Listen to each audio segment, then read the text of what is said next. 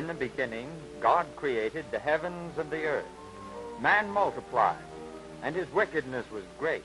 And God repented that he had created man, and caused the floods to destroy the evil.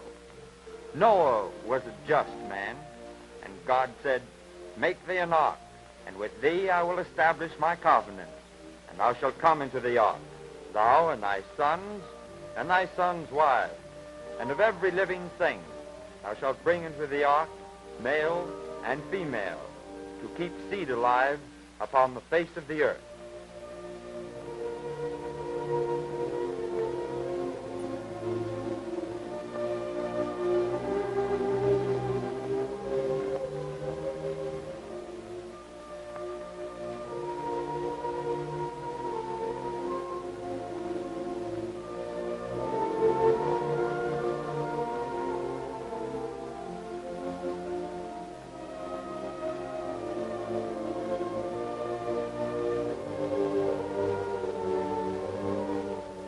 And Noah went in, and his sons, and his wife, and his sons' wives with him.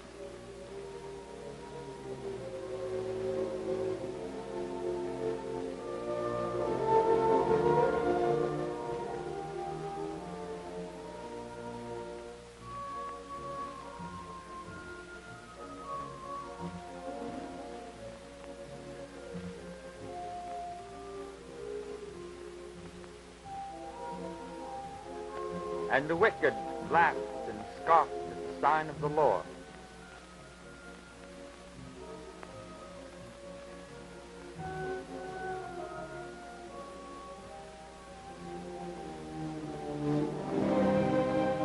And it came to pass that there were waters of the flood on the earth. All the fountains of the deep were broken up, and the windows of the heavens were opened. Every living substance was destroyed. Both man and beast were destroyed. Only those in the ark remained.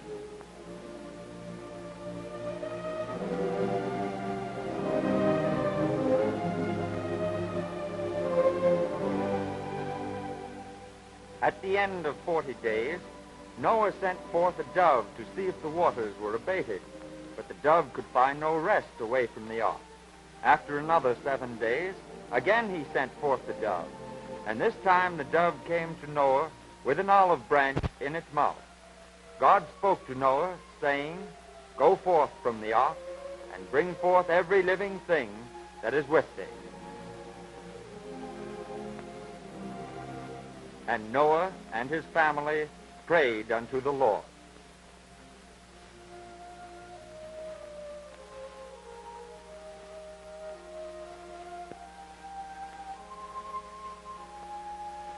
God blessed Noah and his sons, and said unto them, "Be fruitful, and multiply, and replenish the earth."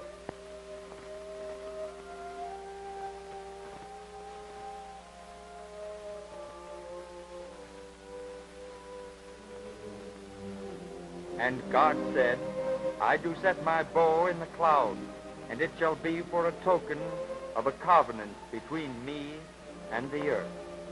And all was well.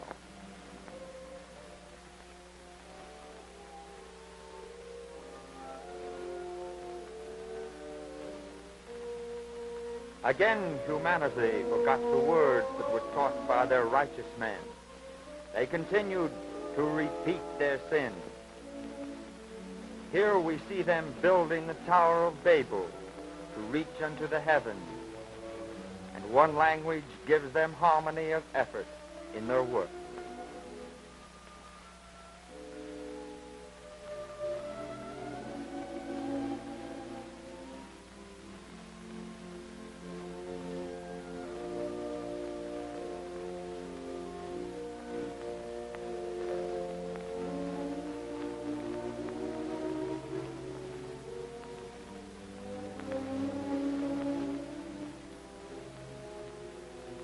The Lord came down and said, "And this they begin to do, and now nothing will be restrained from them, which they have imagined to do.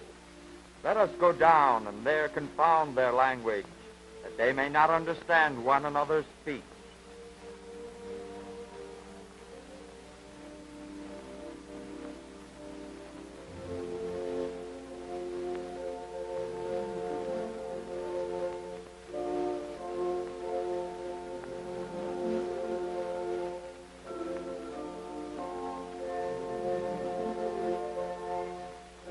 Those who are united in sin must be divided in disaster.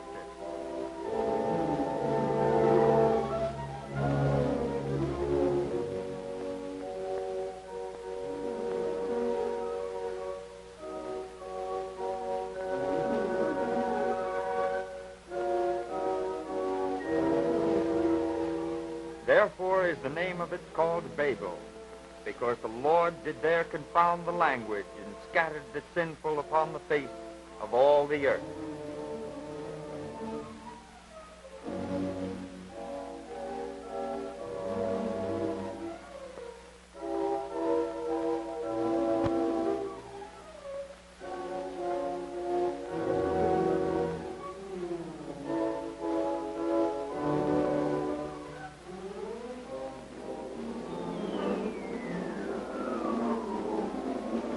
Fire pouring down upon the sinful heads of Sodom and Gomorrah.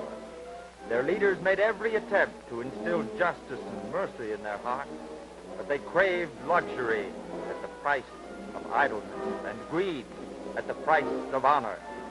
As a consequence of their own deeds, fire and more fire rained down profusely from the heavens upon them. Seek escape under the walls, but the walls crumble and the fire continues to pursue them. They seek escape from their conscience, but it runs after them.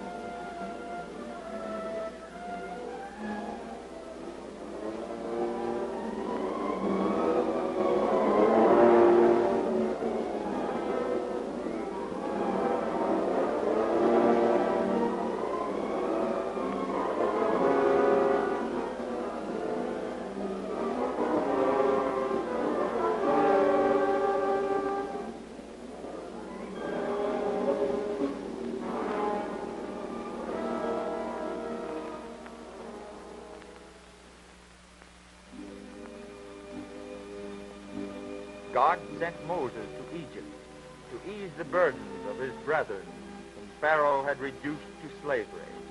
We see them under the yoke of their cruel taskmasters, pouring away their lives. They dare not falter, for if they do, their slavery is made more intolerable.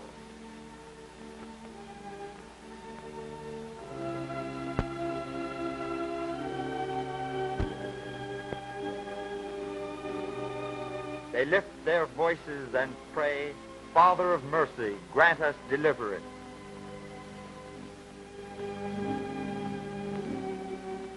Moses warned Pharaoh a plague would come over Egypt unless he set his people free.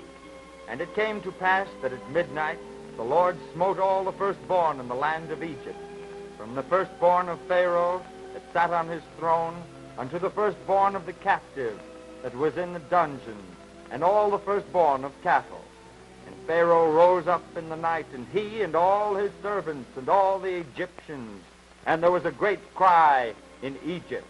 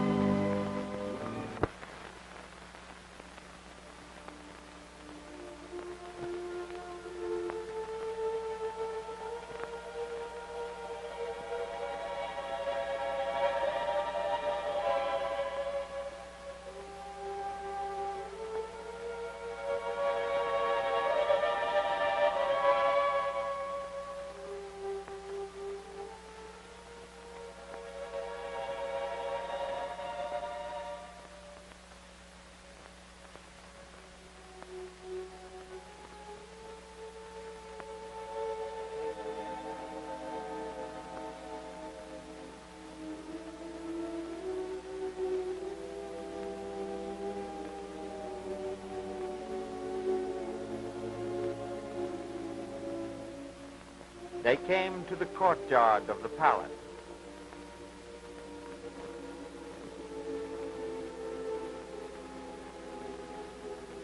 Pharaoh there saw even his own son amongst those stricken.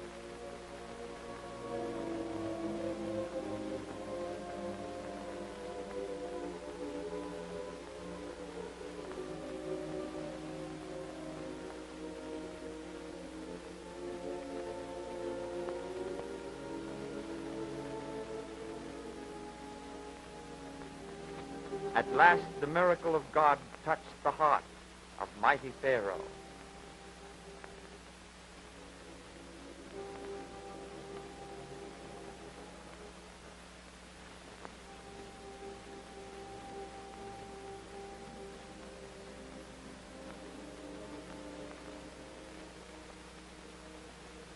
He called unto Moses, Rise up and go forth, both ye and the children of Israel. Go, serve the Lord as ye have said.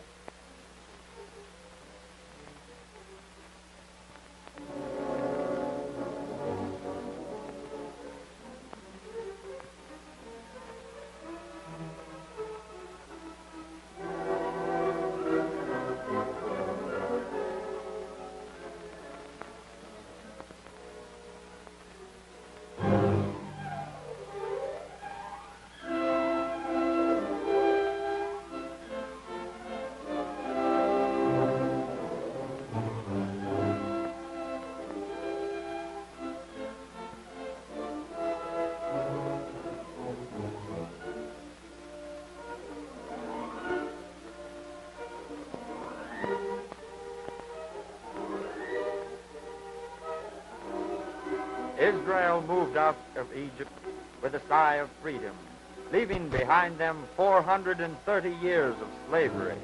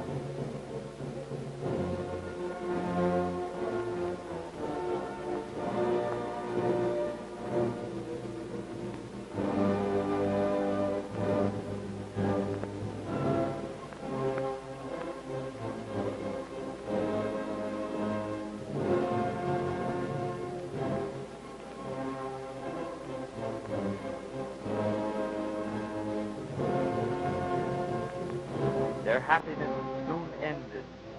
Pharaoh pursued them.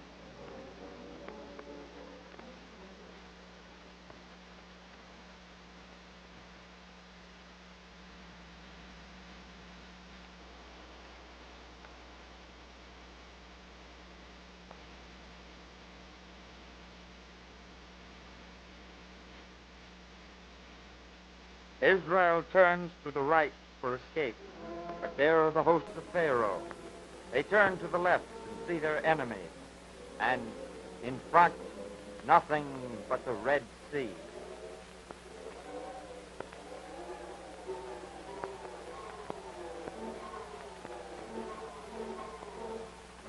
In dire despair, they murmur against their leaders, but Moses cries out, Why do you tarry? Go forward, and God will protect you.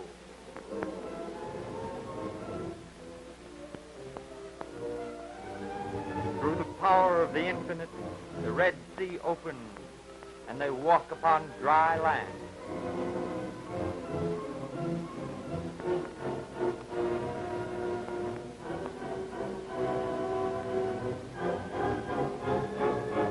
The children of Israel march in the midst of the sea.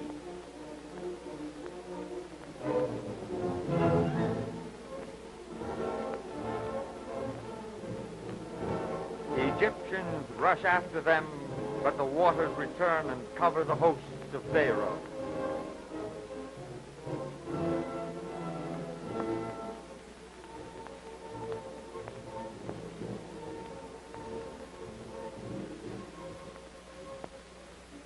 After a time, they find themselves in the wilderness of Shur.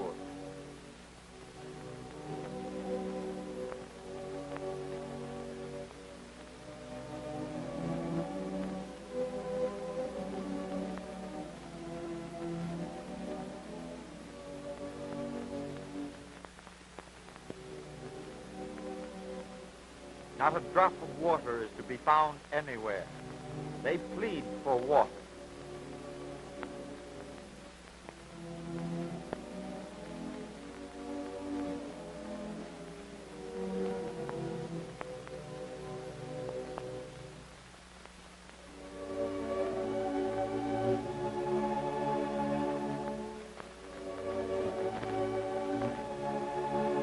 God, ever vigilant, directs Moses to smite the rock of Horeb.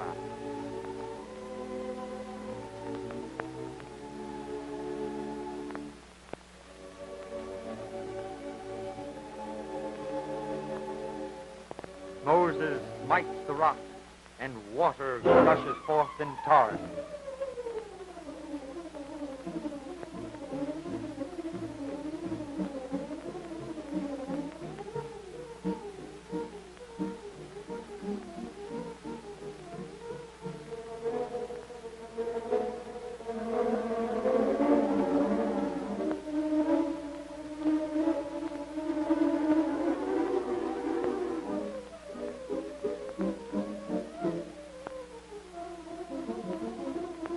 There is no vegetation to be found.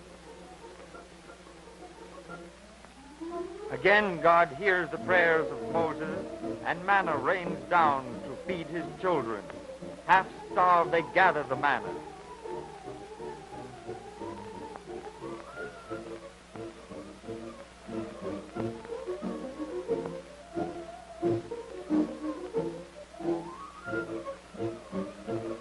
At that time, God commanded Moses to come to the summit of Mount Sinai to receive his word. Moses tarried too long. Israel grew impatient, so they urged Aaron to cast them a golden calf. When Moses returned from Mount Sinai with the 10 Commandments, he saw the people vehemently worshiping the golden calf.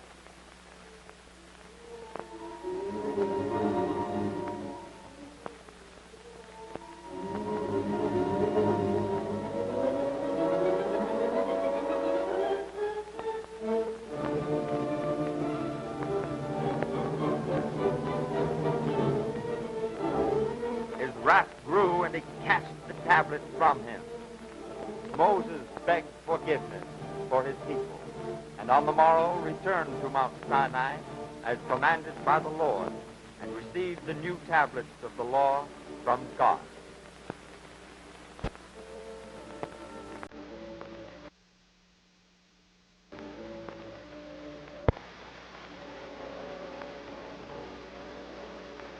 To offer peace, the Ammonites wanted the right eyes of the Israelites, who thought only this would save them, and their unhappiness grieved Saul. Disregarding all opposition, Saul destroyed the Ammonites, and the people proclaimed him king. After 1 year's reign, the prophet Samuel warned King Saul of his disobedience of the Lord's will for permitting witchcraft and idolatry. Therefore Saul banished idols and witches from his realm. Several years later, Samuel said unto Saul, "Now hearken to the Lord." And he told Saul the Lord desired the destruction of all the Amalekites because of their unfriendliness to Israel. But Saul destroyed only part of Amalek, sparing the king of the Amalekites, as well as the best sheep and oxen, and all that was good.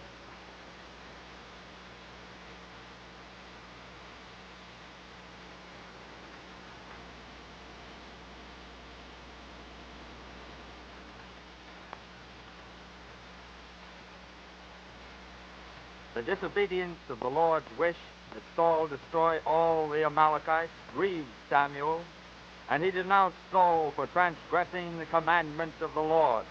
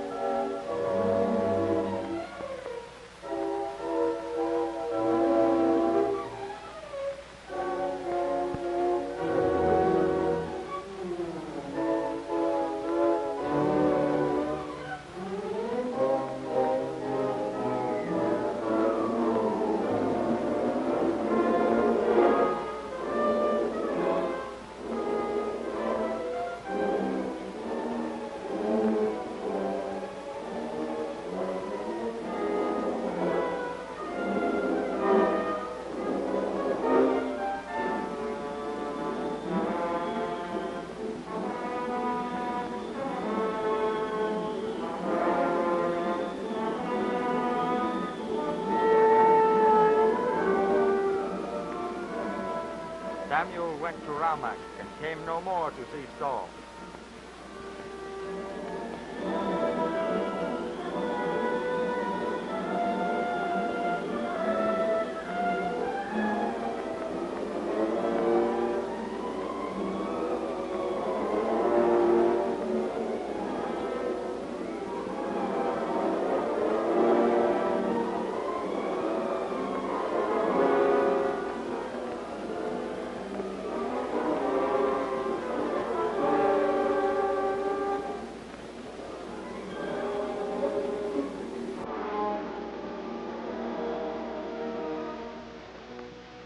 Samuel had passed away. Saul's people were troubled again, this time with the Philistines. Saul sought the Lord's wisdom, but his questions were unanswered.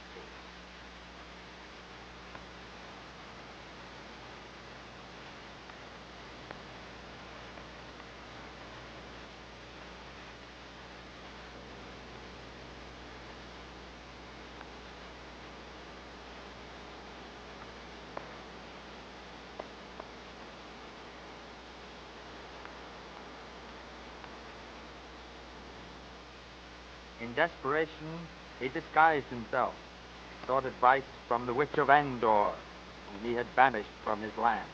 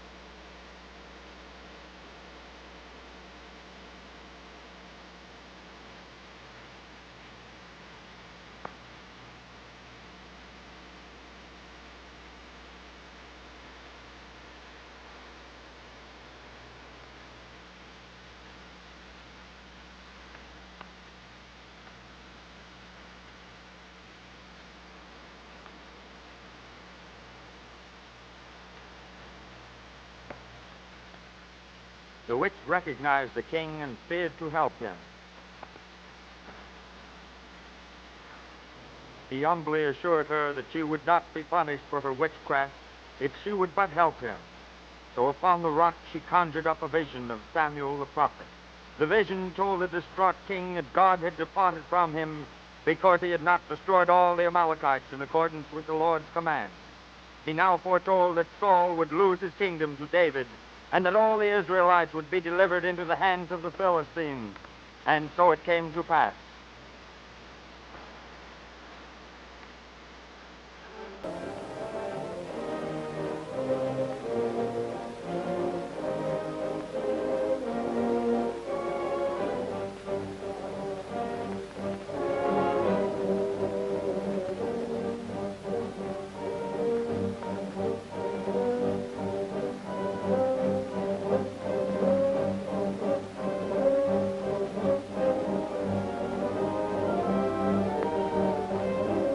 The Philistines fought and vanquished Israel.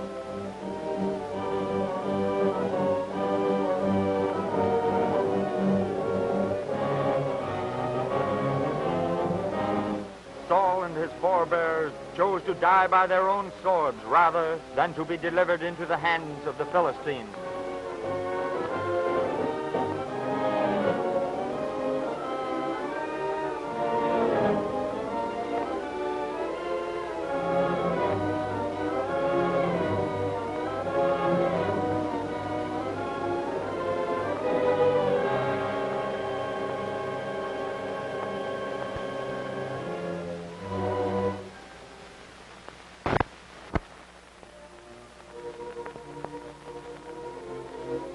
And it came to pass that Elisha the prophet, while in Hunem, was invited to partake of the hospitality of a generous woman.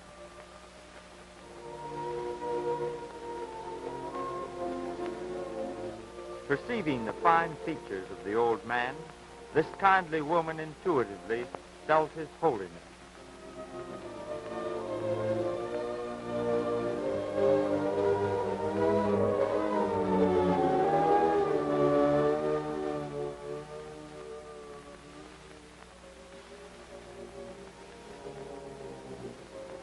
She said to her husband, "Behold, I perceive this is a man of God. Let us make a place for him." And so they did.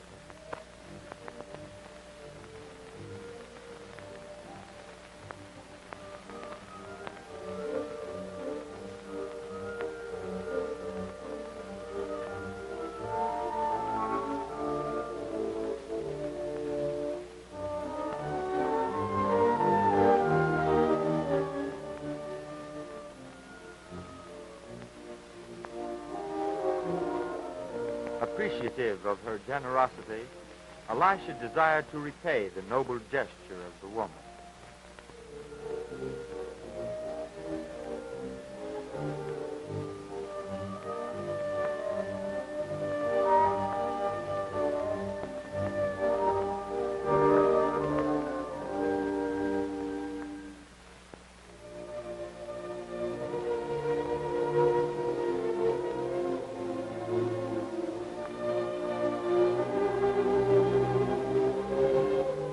Learning of the emptiness of her life, he prophesied that she would be blessed with child shortly.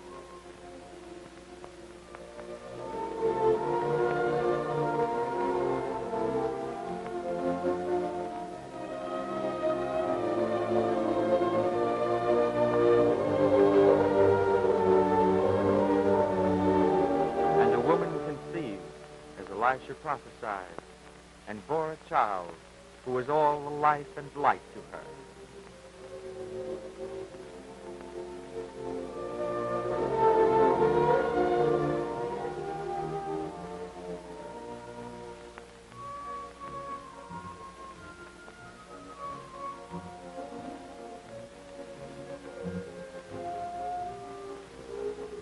When the child was grown, it fell on a day he went out to his father in the field, and was stricken sorely ill.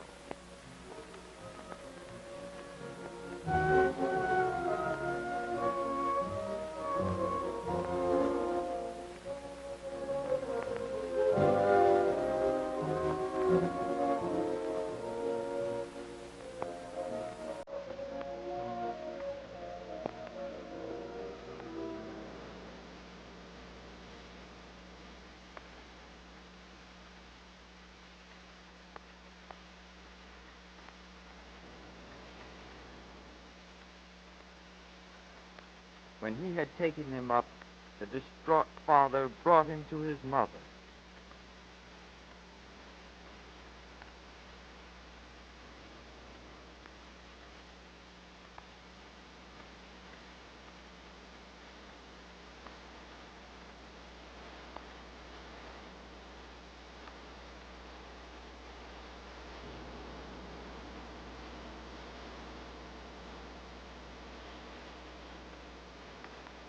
The child sat on her knee and passed away.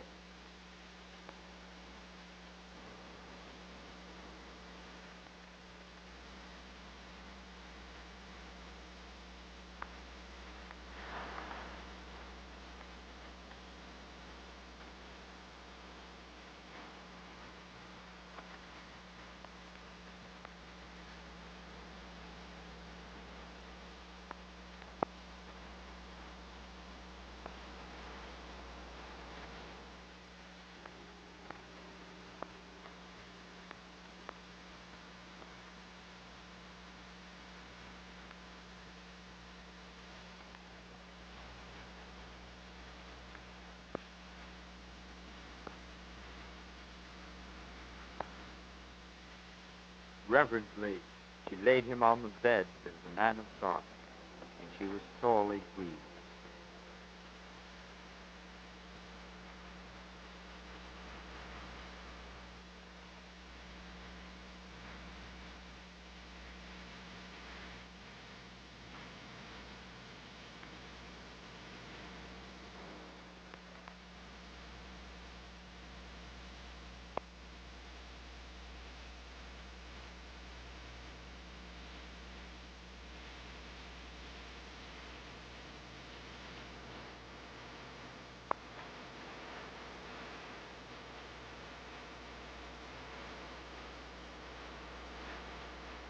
Elisha appeared, and the plight of this good woman made his heart ache.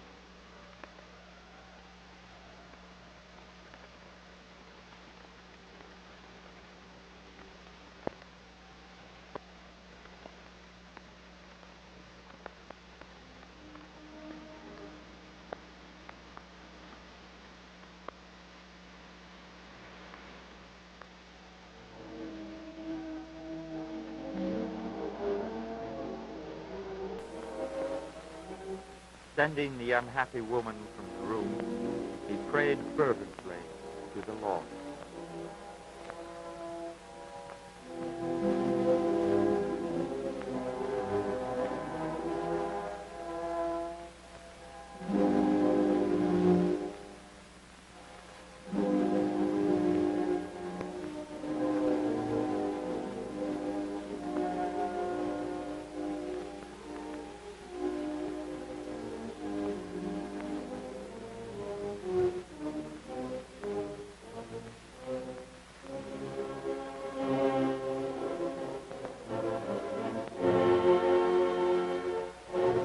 Behold, a miracle, the child lived again.